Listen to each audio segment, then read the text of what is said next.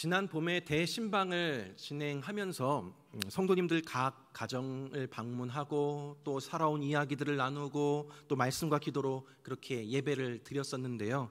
코로나 시국임에도 불구하고 많은 분들이 신방을 받으셨습니다.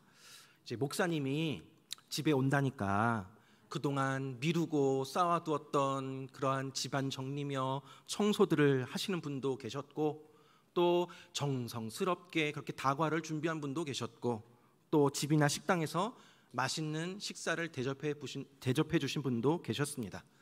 신방을 통해서 각 가정에 하나님의 축복을 전하러 그렇게 다녔지만 오히려 제가 더 성도님들의 많은 사랑을 받고 돌아왔던 시간들이었습니다.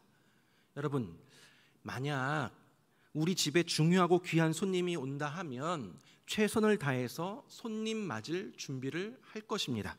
근데 성경에는 우리가 꼭 만나야 할 너무나도 중요한 분이 곧 오신다라고 말씀하고 있습니다. 바로 예수님이 이 땅 가운데 다시 오시겠다라고 말씀하셨습니다. 우리가 손님 오기 전에 집안 청소하고 이것저것 정성스럽게 준비하는 것처럼 이 땅에 다시 오실 예수님을 맞이하기 위해 우리도 준비를 해야 하지 않겠습니까? 우리가 어떻게 준비해야 할까요? 우리는 지금 계속해서 데살로니가전서 말씀을 살펴보고 있습니다. 이제 어느덧 마무리 단계가 되고 있는데, 당시의 데살로니가 성도들 중에는 예수님이 재림하실 때가 다가왔는데 일상의 삶이 뭐가 중요하냐 하면서 일상의 삶을 내팽개치고 오로지 예수님의 재림만을 기다렸던 사람들이 있었습니다.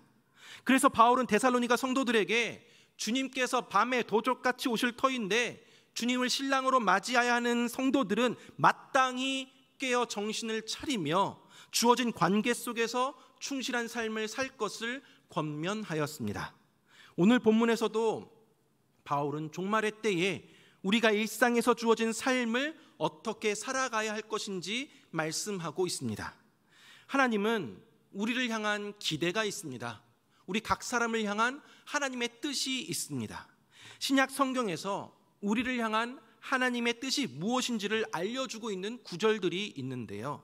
먼저 요한복음 6장 40절 말씀 보면, 내 아버지의 뜻은 아들을 보고 믿는 자마다 영생을 얻는 이것이니 마지막 날에 내가 이를 다시 살리리라 하시니라 라고 말씀하고 있습니다. 하나님의 뜻은 내 아들 예수를 믿어서 영생을 얻는 것, 구원을 얻는 것이라고 합니다. 또한 우리가 살펴보았듯이 데살로니가전서 4장 3절 말씀 보면 하나님의 뜻은 이것이니 너희의 거룩함이라 라고 하였습니다. 하나님의 뜻은 예수 믿고 구원받는 것으로 끝나는 것이 아니라 우리의 삶이 거룩해지기를 원하십니다. 예수님을 닮아가는 삶이 되는 것이 우리를 향한 하나님의 뜻이라는 것입니다. 그리고 오늘 본문에서도 하나님의 뜻이 나옵니다. 데살로니가전서 5장 16절 18절 말씀 보니까, 항상 기뻐하라, 쉬지 말고 기도하라, 범사에 감사하라, 이것이 그리스도 예수 안에서 너희를 향하신 하나님의 뜻이니라 라고 하고 있습니다. 예수님 믿고 구원받았다면 구원받는 것으로 끝이 아니라 예수 믿는 자답게 거룩하게 살아가야 하는데, 이러한 성화의 삶의 구체적인 모습이 바로 기쁨, 기도, 감사라는 것입니다. 이것이 바로 우리를 향하신 하나님의 뜻이요, 내일 당장 지구가 멸망한다 하더라도, 예수님이 다시 재림하신다 할지라도 오늘 우리가 살아야 할 일상에 대한 하나님의 기대입니다. 오늘 먼저 16절 말씀 보면 항상 기뻐하라 라고 나와 있습니다. 오늘 본문에서는 항상 기뻐하라 라고 하고 있습니다. 항상 기뻐해야 한다라는 것은 너무나도 잘 알고 있습니다. 근데 참 말로는 쉬운데 삶으로 적용하기 힘든 구절이 바로 이 구절입니다. 여기서 항상이란 말은 모든 상황에 기뻐하라 라는 뜻입니다. 원하는 일이 성취되었을 때나 그렇지 않을 때나, 즐거운 일이 있을 때나 슬프고 고달플 때도 기뻐하라 라는 것이 항상이라는 말의 의미입니다. 여러분, 요즘 웃을 일이 있으십니까? 기쁨이 넘치고 있습니까? 항상 기뻐할 수 있으십니까? 이제 수능이 이제 100일도 안 남았는데요. 만약 내 자녀가 대학 입시에 떨어졌는데 기뻐할 수 있겠습니까? 내가 암에 걸렸다고 하는데 기뻐할 수 있겠습니까? 사람과의 관계 문제로 또 직장 사업장에서 업무로 인해서 하루에도 수십 번씩 짜증과 불만과 분노가 치솟아 오르는데 어떻게 항상 기뻐할 수 있겠습니까? 절대로 인간은 그럴 수 없습니다. 기뻐할 수 없습니다. 슬퍼하고 낙담하는 것이 인간 본연의 모습이고 또 자연스러운 모습입니다. 도리어 그러한 상황 속에서 기뻐하는 것이 오히려 더 이상한 사람 취급당하게 됩니다. 우리가 계속 데살로니가전서 말씀을 살펴보고 있지만 당시의 데살로니가 성도들의 입장에서도 항상 기뻐하라라는 것이 신세 좋은 사람들이나 하는 허황된 말로 여길 수밖에 없는 그러한 상황이었습니다. 데살로니가 성도들은 지금 예수님 믿는다고 해서 온갖 핍박과 환난 속에 있었던 사람들입니다. 함께 신앙생활하던 사람들이 언제 죽을지 모르는 그러한 긴장 속에서 하루하루를 살아가고 있었습니다. 그런 성도들에게 항상 기뻐하라라고 권면하고 있는 것입니다. 그러니 항상 기뻐하라라는 이 말이 마음속에 와 닿겠습니까? 그런데 여러분, 데살로니가전서 1장 6절에 보면 데살로니가 성도들은 성령이 주시는 그 기쁨 가운데서 환난 중에서 말씀을 받았다라고 기록하고 있습니다. 1장 6절 말씀 보니까 또 너희는 많은 환난 가운데서 성령의 기쁨으로 말씀을 받아 우리와 주를 본받은 자가 되었으니 라고 하고 있습니다. 기쁨의 근원이 주변에 있는 환경이 아니라 성령이 기쁨의 원천이다라고 묘사되어 있습니다. 즉 항상 기뻐하라라는 것은 어떠한 일이 발생하든지 상관없이 하나님을 의지하고 하나님이 미래에 구원하실 것이라는 확신에 거할 때만 가능한 것입니다. 이런 확신이 없다면 기쁨은 현실의 박해와 고난과 죽음 앞에서 불가능한 것이 되어버리는 것이죠. 사랑하는 여러분, 주변의 환경으로 인한 기쁨에는 한계가 있습니다. 돈이 있으면 기쁘지만 또 없어지면 기쁨을 잃어버리게 됩니다. 건강도 마찬가지고 또 명예나 권력도 마찬가지입니다. 있으면 기쁘지만 없어지게 되면 기쁨이 사라지게 되는 것들이 많이 있습니다. 그러나 우리가 추구하는 기쁨은 이런 종류의 기쁨이 아닙니다. 우리가 추구하는 기쁨은 이런 것들이 나에게 없더라도 기뻐할 수 있는 기쁨입니다. 성령이 바로 우리의 기쁨의 원천이 되는 것입니다. 주님이 나와 함께 하시기 때문에 기뻐하는 것입니다. 환경을 보면 기뻐할 만한 조건이 하나도 없지만 우리 주님을 보면 주체할 수 없는 기쁨이 가득한 믿음의 사람이 되는 것입니다. 사랑하는 여러분, 우리 인생에서 원하지 않는 그러한 순간들을 맞이할 때가 많이 있습니다. 이때 우리가 잊지 말아야 할 것은 그러한 환경 속에서도 하나님을 향한 신뢰를 잃어버려서는 안 된다라는 것입니다. 내 삶에 어떠한 일이 발생하더라도 무슨 일이 일어난다 하더라도 하나님께서 나를 사랑하신다라는 그 사실을 굳게 확신하는 것입니다. 그렇기에 기쁨은 하나님과의 바른 관계 속에서 우리에게 주어진 선물과도 같은 것입니다. 우리가 항상 기뻐할 수 있는 비결은 하나님과 나 사이에 바른 관계가 잘 유지되어 있으면 그 기쁨은 항상 흘러넘칠 수가 있게 되는 것이죠. 내 자녀가 원하는 대학에 못 들어간다 하더라도, 나에게 암과 같은 질병이 찾아온다 하더라도 나를 향한 하나님의 사랑을 신뢰하고 또한 굳게 믿는다면 우리는 절망 가운데도 기뻐할 수 있는 것입니다. 이렇게 우리가 절망하지 아니하도록 하나님의 우리에게 주신 선물이 있는데 그것이 바로 기도입니다. 우리가 극복할 수 없는 문제를 만났을 때 기도하라라는 것이죠. 그래서 바울은 다음 구절에 17절에서 쉬지 말고 기도하라라고 하는 것입니다. 여기서 쉬지 말고라는 것은 24시간 계속 기도하라고, 다른 일은 전혀 하지 말고 쉴 틈 없이 기도하라라는 것이 아닙니다.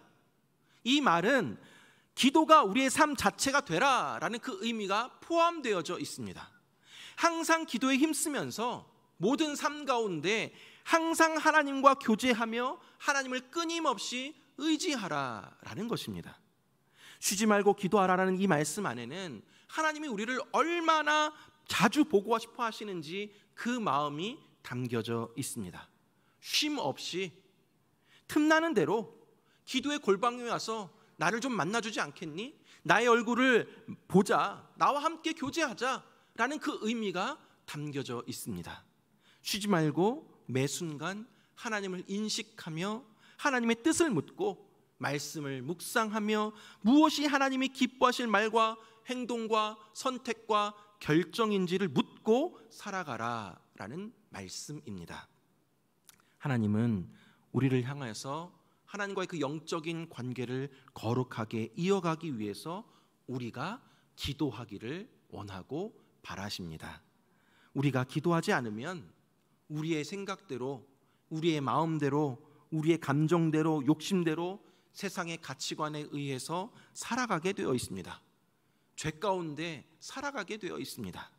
그렇기에 기도는 하나님의 뜻을 묻고 또 그 뜻을 구하고 그 뜻대로 순종하며 살 수 있는 힘을 구하는 것입니다. 그것이 쉬지 않고 기도하는 것입니다. 사랑하는 여러분, 우리 모두가 쉬지 말고 끊임없이 하나님을 의식하며 하나님의 뜻을 묻고 분별하여 하나님이 주시는 그 힘을 공급받아 살아가는 저와 여러분들 되길 간절히 바랍니다. 자, 그렇다면 우리가 그렇게 기도하면 어떻게 됩니까? 빌립보서 4장 6절에서 7절까지 말씀해 보면 아무것도 염려하지 말고 다만 모든 일에 기도와 간구로 너희 구할 것을 감사함으로 하나님께 아뢰라. 그리하면 모든 지각에 뛰어난 하나님의 평강이 그리스도 예수 안에서 너희 마음과 생각을 지키시리라.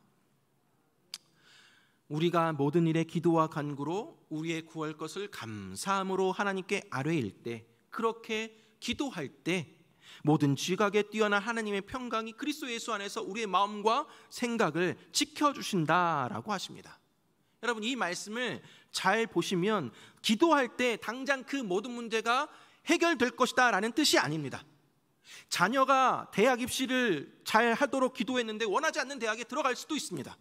또 건강을 위해 기도했는데 건강이 더 안 좋아질 수도 있습니다. 문제가 해결되었기 때문에 기쁜 것이 아니라 하나님과의 깊은 만남 때문에 기뻐하는 것입니다. 사랑하는 여러분, 오늘 본문에서 항상 기뻐하는 것과 쉬지 말고 기도하라라는 것은 서로 연결되어 있습니다. 항상 기뻐해야 하는데 그 기쁨을 유지하기 위해서 우리는 기도의 자리로 나아갈 수밖에 없는 것입니다.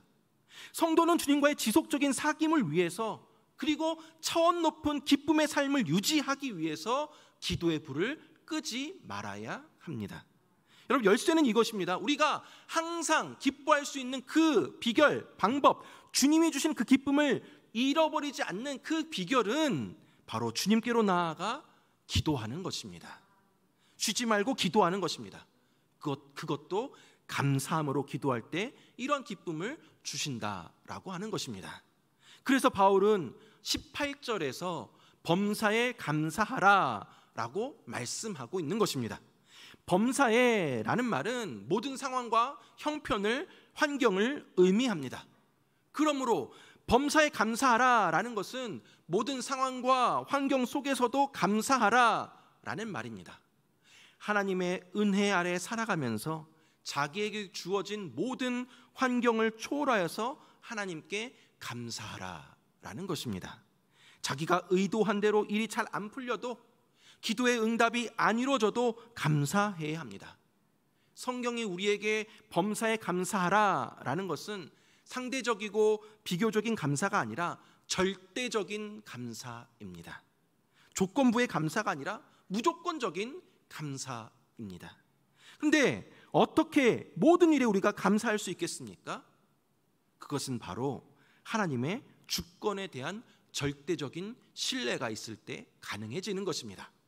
로마서 8장 28절 말씀 보면 우리가 알거니와 하나님을 사랑하는 자 곧 그의 뜻대로 부르심을 입은 자들에게는 모든 것이 합력하여 선을 이루느니라. 모든 것에 합력하여 선을 이루실 그 하나님을 우리는 신뢰해야 합니다. 하나님 자녀들에게 우연이라는 것은 없는 단어입니다. 하나님의 주권 아래 이루어지는 것임을 우리는 믿어야 합니다. 이 모든 것 가운데에는 나를 사랑하시고 나를 인도하시는 하나님의 섭리와 계획이 있다는 것을 우리는 믿어야 합니다. 이것이 바로 감사하는 마음이 가진 그러한 근본적인 뜻입니다. 사랑하는 여러분, 범사에 감사합시다. 모든 것을 합력하여 선을 이루시는 그 하나님을 믿고 당신의 자녀에게 가장 좋은 것으로 만족시켜 주시는 그러한 하나님의 사랑을 믿고 범사에 감사하는 저와 여러분들 되길 간절히 바랍니다. 여러분, 항상 기뻐하라, 쉬지 말고 기도하라, 범사에 감사하라 라는 이 명령은 어찌 보면 우리가 절대로 지킬 수 없는 명령이라는 것을 우리가 알 수가 있습니다. 우리 뜻대로 잘 안 됩니다. 결심으로도 안 되고 노력한다라고 해서도 안 됩니다. 근데 왜 하나님은 우리가 할 수 없는 것들을 왜 하라고 하시는 것일까? 하나님은 우리가 할 수 없는 것을 명령하시는 그런 분이 아니신데, 그렇다면 우리가 이렇게 할 수 있는 그 이유가 무엇이겠습니까? 하나님은 이러한 삶이 가능하도록 우리에게 무척이나 귀한 선물을 주셨습니다. 그것이 바로 성령님이십니다. 우리의 힘으로는 안 됩니다. 그러나 우리 안에 계신 성령님을 의지할 때, 즉 성령으로 충만할 때 할 수 있습니다. 바로 이러한 이유로 항상 기도하라, 쉬지 말고 기도하라, 항상 기뻐하라, 쉬지 말고 기도하라, 범사에 감사하라 라고 명령하신 그 후에 바로 이 구절이 따라 나오게 된 것입니다. 19절 말씀 보니까 이렇게 이야기합니다. 성령을 소멸하지 말며 라고 나와 있습니다. 여기서 소멸한다라는 것은 불을 끈다라는 의미인데, 우리에게 선물로 주신 그 귀한 성령님과 관계없이 살면서 성령의 불을 끄지 말라라는 말씀입니다. 우리의 연약함을 아시고 우리를 돕기 위하여 우리 가운데 오신 그 성령을 우리가 무시하거나 무관심으로 소멸해서는 안 된다라는 것입니다. 성령을 소멸하지 말라라는 것은 곧 성령으로 충만하라라는 뜻입니다. 그럼 우리는 항상 기뻐하라, 쉬지 말고 기도하라, 범사에 감사하라는 말씀 바로 뒤에 성령을 소멸하지 말라라는 말씀이 나온 이유를 분명히 알아야 합니다. 우리가 성령으로 충만할 때만이 이 세 가지 명령에 순종할 수 있게 되는 것입니다. 사랑하는 여러분, 말씀을 맺도록 하겠습니다. 오늘 본문은 종말에 들떠서 일상의 삶을 내팽개치고 그저 하늘만 쳐다보고 살고 있는 데살로니가 성도들에게 다시 한번 현실의 삶을 돌아보며 다시금 돌아오라고 바울이 말씀하고 있는 것입니다. 하나님께서는 오늘날 우리들이 어떤 마음가짐으로 일상의 삶을 살기를 원하실까요? 우리는 예수님께서 오실 날을 대비하고 준비해야 합니다. 중요하고 귀한 손님을 맞이하기 위해서 집안 대청소를 하고 좋은 것들을 준비했던 것처럼 우리도 하나님이 기뻐하시는 일들을 준비하고 하나님이 원하시는 뜻을 이루어가는 사람이 되어야 합니다. 우리를 향하신 하나님의 뜻과 기대는 바로 하나님의 백성인 우리들이 이 세상을 사는 동안에 항상 기뻐하고 쉬지 말고 기도하고 범사에 감사하는 삶을 사는 것입니다. 사랑하는 여러분, 항상 기뻐하십시오. 쉬지 말고 기도하십시오. 범사에 감사하십시오. 이것이 예수 그리스도 안에서 우리를 향하신 하나님의 뜻입니다. 항상 기뻐하면 또한 범사에 감사할 수 있습니다. 쉬지 말고 기도하지 않고서는 범사에 감사할 수도 없고 항상 기뻐할 수도 없습니다. 즉 항상 기뻐하고 쉬지 말고 기도하고 범사에 감사하라라는 것은 따로따로 떼어놓은 따로 국밥이 아니라 함께 어우러지는 것입니다. 기쁨과 기도와 감사는 따로따로가 아니라 다 연결되어져 있습니다. 주님을 기뻐하는 자는 주님과 계속해서 교제하고 싶으니까 기도의 자리로 나아가게 되는 것입니다. 기도하면 기도할수록 나는 감사할 수 없는데 감사가 흘러넘치게 되는 것입니다. 우리가 하나님을 신뢰함을 통해서 항상 기뻐하고 주변 환경으로 인해서 기쁨을 잃어버리지 않기 위해서 쉬지 말고 기도하며 모든 환경을 초월하여서 하나님께 감사하는 것이, 그것이 바로 그리스도 안에서 우리를 향하신 하나님의 뜻이심을 믿으시기 바랍니다. 사랑하는 여러분, 우리가 인생을 살아가다 보면 어떻게 항상 좋은 일만 있겠습니까? 내가 원하지 않는 시련과 고난이 찾아올 때도 있습니다. 지난 주간에 개인적으로 가슴 아파하며 한숨 짓는 일들이 많이 있었습니다. 집중호우로 인해서 서울 및 또 여러 도시들이 많은 피해를 입었고 실종되거나 또 사망한 사람들도 있었습니다. 여러분들은 다른 도시 이야기로 들리시겠지만 저에게 있어서 서울은 저의 고향이고 저희 양가 부모님이 살고 계신 곳이고 또 제가 늘 다니던 그러한 동네들이었기 때문에 이번에 그 피해가 남다르게 다가왔습니다. 또 주중에는 제가 영주에 와서 참 많이 의지하고 또 존경하던 목사님이 갑자기 하나님의 부르심을 받게 되었습니다. 가정을 위해서, 교회를 위해서, 또 지역 교회를 위해서 힘쓰고 애쓰시던 목사님이셨는데 투병 끝에 너무나도 빨리 하나님 품으로 가셨습니다. 그리고 또 며칠 전에는 지인의 가정이 깨졌다라는 소식을 전해 듣게 되었습니다. 남편의 외도로 인해서 이혼하게 되었다라는 것입니다. 처음 그 이야기를 듣고 설마 그분이 아니겠지, 그럴 리가 없어 라고 했는데 그것이 사실이었습니다. 주중에 일어난 이런저런 사건과 소식들로 인해서 참 마음이 많이 무거웠습니다. 깊은 한숨만 나오게 되었습니다. 그런데 순서에 따라서 이번 주에 설교해야 할 본문이 항상 기뻐하라, 쉬지 말고 기도하라, 범사에 감사하라 라는 이 본문이었습니다. 아니, 어떻게 이런 상황에 기뻐합니까? 아니, 어떻게 감사가 나옵니까? 이거 너무한 거 아닙니까? 설교를 준비하면서 제 안에 많은 부딪힘이 있었습니다. 항상 기뻐해야 하고 쉬지 말고 기도해야 하고 범사에 감사해야 함을 알지만 또 그동안 많이 설교도 해왔지만 또다시 내게 찾아오는 이런저런 사건과 시련과 고난 앞에서 그렇게 말씀을 전하는 것이 쉽지 않았습니다. 우리는 항상 기뻐하고 싶지만 그렇게 안 됩니다. 나도 모르게 짜증과 불평이 나올 때도 있고요. 쉬지 말고 기도해야 할 때도 알지만 기도가 막히게 될 때도 있습니다. 범사에 감사하기보다 내게 주어진 환경으로 인해서 불만족하고 불평불만할 때가 너무나도 많이 있습니다. 사랑하는 여러분, 오늘 우리는 감당하기 쉽지 않은 명령 앞에 서 있습니다. 항상 기뻐하라, 쉬지 말고 기도하라, 범사에 감사하라. 바로 이것이 그리스도 안에서 우리를 향한 하나님의 뜻이며 하나님은 우리가 오늘 이렇게 살기를 기대하십니다. 여러분, 그럼에도 불구하고 항상 기뻐하시겠습니까? 그럼에도 불구하고 쉬지 말고 기도하시겠습니까? 그럼에도 불구하고 범사에 감사하시겠습니까?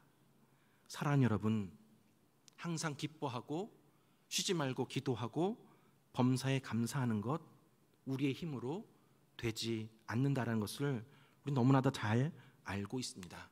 그만큼 우리는 연약합니다. 그러나 우리 힘으로는 안 되지만 앞서 나눴던 말씀처럼 성령님을 의지하면 할 수 있습니다. 성령의 인도하심을 따라 하나님의 뜻에 순종함으로써 우리의 내면으로부터 자연스럽게 항상 기뻐하고 쉬지 아니하고 기도하며 범사에 감사할 수 있게 되는 것입니다. 여러분, 주 안에서 기뻐하면 기뻐할 일들을 주십니다. 주 안에서 기도가 내 삶의 전부임을 선택하고 기도하면 그 기도에 응답해 주십니다. 주 안에서 내가 감사할 것들을, 내 주변의 환경 가운데는 감사할 것들이 없지만 그러함에도 불구하고 감사하겠노라 다짐하며 결단하며 주 안에서 감사하겠다라고 나아갈 때에 하나님이 우리에게 감사할 것들을 제공해 주십니다. 우리는 하나님의 능력을 소유해야 합니다. 하나님의 은혜를 누려야 합니다. 그래야 어떠한 상황과 형편에서도 기뻐할 수 있고 범사에 감사할 수 있습니다. 그것을 이루는 열쇠는 쉬지 않고 기도하는 것입니다. 사랑하는 여러분, 늘 깨어 기도하며 쉬지 않고 기도하는 가운데 하나님이 주시는 힘과 능력을 공급받아 항상 기뻐하고 범사에 감사하는 삶을 사는 저와 여러분들 되길 주님의 이름으로 축원합니다. 이 시간 우리가 함께 찬양하며